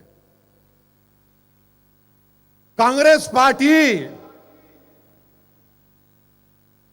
120 سال پرانی پارٹی، ان کے صدر نے کہا تلنگانہ کے کہ مجلس کو ہم نے بہت چھوٹ دے دی۔ ہلو مسٹر، چھوٹ دیے، تمہارے ہاتھ سے اقتدار چلے گا تو میری وجہ سے، آندھرا میں تمہارا نام و نشان مٹ گیا تو میری وجہ سے، تمہارے پیروں سے زمین چلے گئی تو میری وجہ سے، تم چھوٹ دیے، میں تمہارا کوئی غلام ہوں؟ تم بھول گئے کہ یہی دارالسلام کی سرزمین تھی جس میں اندرا گاندھی کو آنا پڑا۔ یاد رکھو، غرور تکبر بند کرو۔ اور پھر بول رہے ہم مجلس کو ہرائیں گے، اچھی بات ہے، جمہوری حق ہے آپ کا، جو چاہے بولو آپ، کون روکتا آپ کو؟ کیسا ہرائیں گے آپ مجلس کو؟ جو لوگ اکبر الدین اویسی کے جسم میں 3 گولیاں مارے، 50 چاقو مارے، ان کے ظالموں کے گھر کو جا کر آپ بول رہے کہ مجلس کو ہرائیں گے؟ تم کیا حیدرآباد کو گنڈوں کے حوالے کرو گے؟ تم کیا حیدرآباد کو قاتلوں کے حوالے کرو گے؟ ارے کانگریس پارٹی، شرم آنی چاہیے تم کو کہ تم کو جانتے ہو کہ تمہاری پارٹی کے 2 وزیر اعظم تشدد کی وجہ سے مارے گئے، محترمہ اندرا گاندھی اور راجیو گاندھی، اور تم قاتلوں کی تائید کر رہے۔ انہوں حیدرآباد بچانے نکلے۔ انہوں آؤ، بنگلور میں بہت کرے تھے نا، بنگلور میں بلدیہ کا الیکشن ہوا، ایک جلسہ کرنے نہیں دیے۔ نہیں انہوں نے بھایا نہیں کرنا، پد یاترا کریں گے نہیں کرنا۔ ہوٹل میں تھے، ہوٹل سے نکال دیا ہم کو۔ میں بولا بھائی 15 اگست کو جھنڈا، ترنگا، جن گن من، بولے وہ بھی نہیں۔ اب بول رہے حیدرآباد۔ آؤ حیدرآباد، بہار میں الیکشن ہوا تو نتیش کمار بولے بہاری کو ووٹ دو، بہاری کو ووٹ مت دو۔ اچھا، انہوں بولے تو صحیح۔ اب اسد الدین اویسی بول رہا حیدرآباد حیدرآبادیوں کا، اور میرے سے بڑھ کے کوئی حیدرآبادی نہیں ہے، تو ووٹ کس کو دیں گے؟ حیدرآبادی کو دیں گے، باہری کو دیں گے؟ کس کو دیں گے آپ ووٹ؟ تو باہری کو نہیں، حیدرآبادی کو دینا۔ ٹھہرو، بیٹھو۔ حیدرآباد کا ان سے کیا تعلق؟ انہوں کہاں حیدرآباد؟ ہم حیدرآباد کے ہیں، یہاں پر ہماری تاریخ ہے۔ مکہ مسجد کے بلند مینار، 4 مینار کے بلند مینار، یہ اولیاء اللہ کے آستانے، یہ جامع نظامیہ کے وہ قربانیاں، یہ ہمارے دینی مدرسوں کے کارنامے جو توحید کی شمع کو زندہ رکھے ہوئے ہیں۔ حیدرآباد میرا ہے، شہر ہمارا، یہ کام ہم کو کرنا ہے اب۔ اور پھر ہمارے سامنے تیلگو دیسم بی جے پی بھی ہے۔ نائیڈو آ رہے سائیکل پہ، سائیکل پہ بیٹھ کے موڈی کو فارق پہ بٹھا لے کے،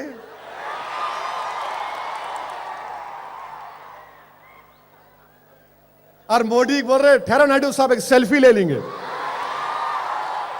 کیا بات ہے، کیا بات ہے، mister Naidu and mister Modi in a selfie. بول رہے متروں دے دو ہم کو ووٹ، بھارت کو ایسا کرنا ہے۔ کسان خودکشی کر رہے، روس میں بیٹھے ہوئے ہیں، حیدرآباد کو آئیں گے۔ میرے عزیز دوستوں، بزرگوں، نوجوان ساتھیوں،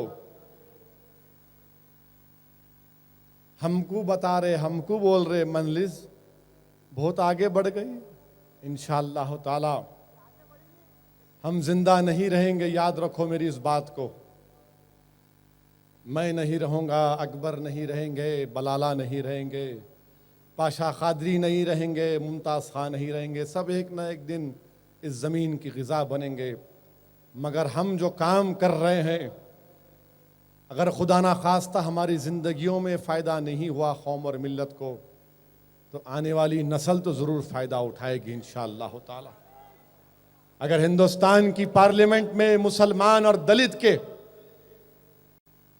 صرف ان کے ووٹوں سے 35 سے 40 ایم پی جیت کر آ جائیں گے تو ہندوستان کی سیاست کا رخ بدل جائے گا۔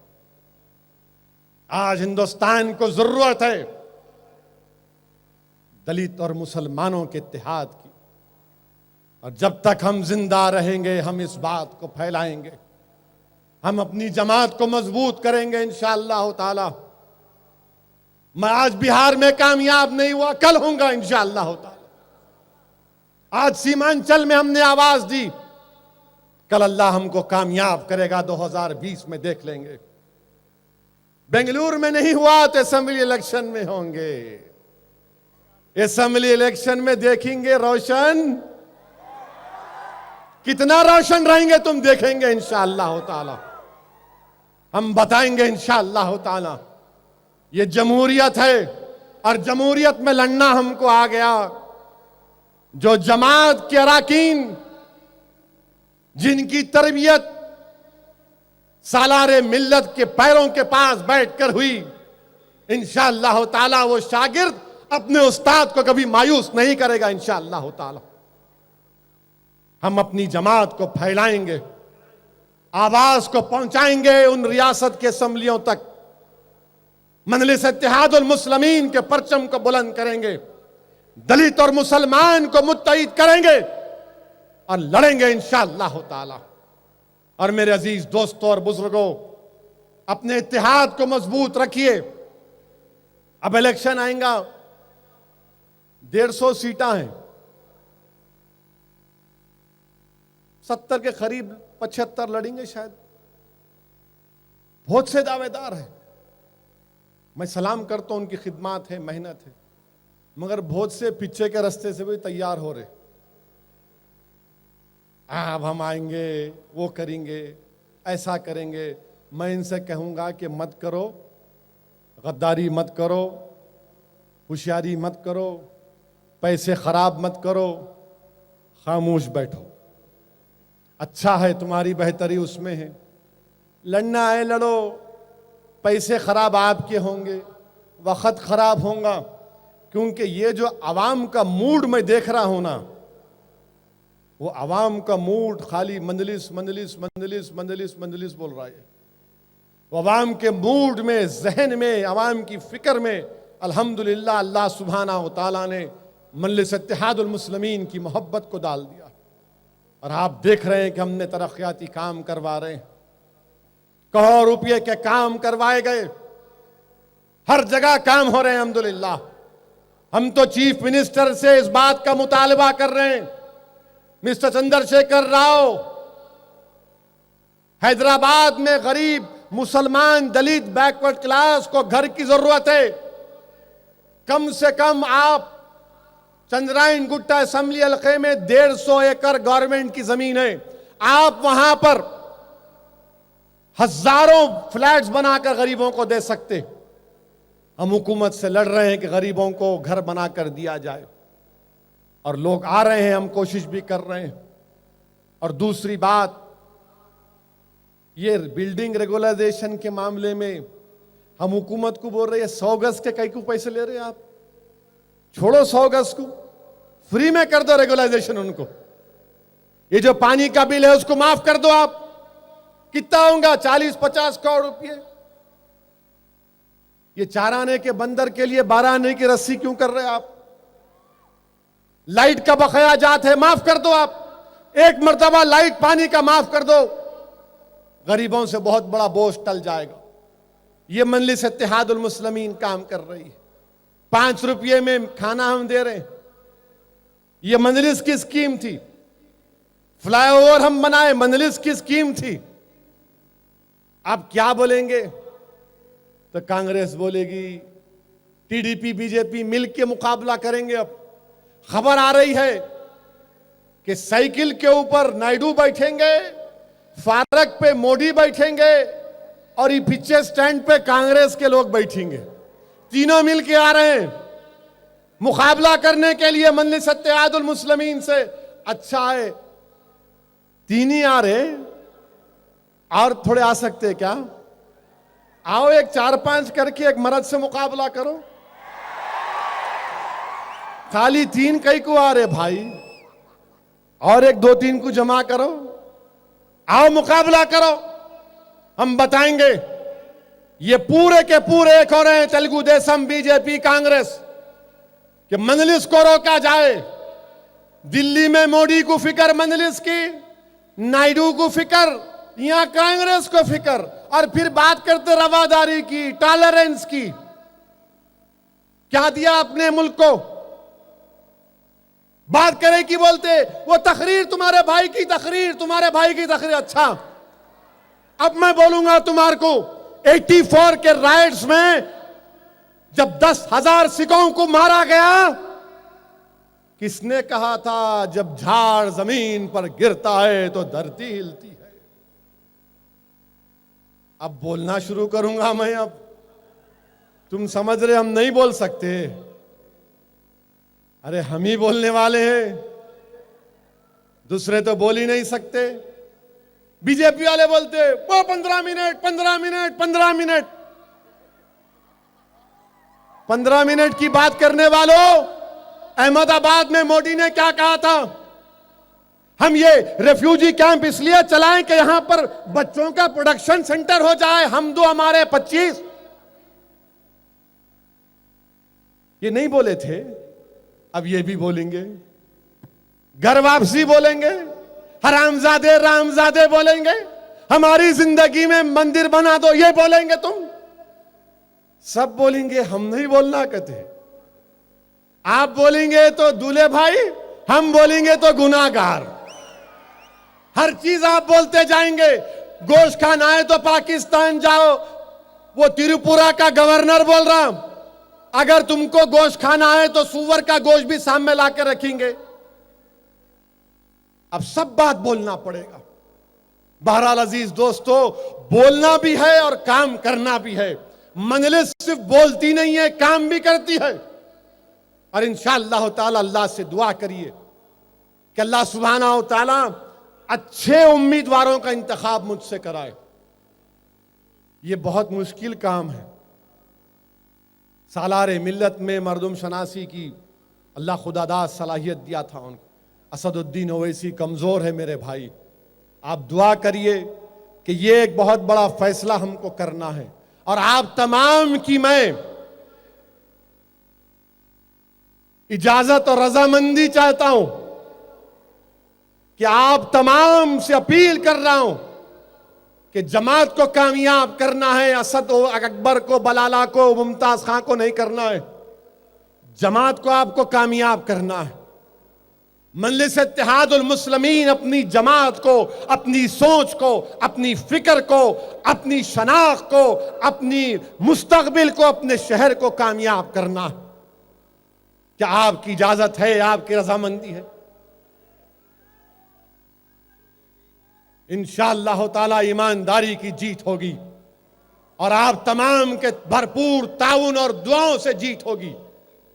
اور انشاءاللہ تعالی شہر ہمارا، میر ہمارا. حیدرآباد حیدرآبادیوں کے لیے، حیدرآباد باہر کے لوگوں کے لیے نہیں ہے. حیدرآباد حیدرآبادیوں کے لیے ہے. آئیے اپنی جماعت کو مضبوط کریے. اور آخر میں آپ سے کہوں گا کہ قرآن اور سنت کی پابندی کرو. نوجوانوں، تم اس قوم کے مستقبل ہو، تم ملک کے مستقبل ہو. خوب پڑھو، نیک بنو، برائیوں کا خاتمہ کرو اور آؤ مجلس کو مضبوط کرو. وآخر الدعوان الحمدللہ رب العالمین. اب کل صبح میں صدر معتمدین اضلاع کا 11 بجے اجلاس ہوگا. وآخر الدعوان الحمدللہ رب العالمین. یہیں بیٹھے مت آئیے.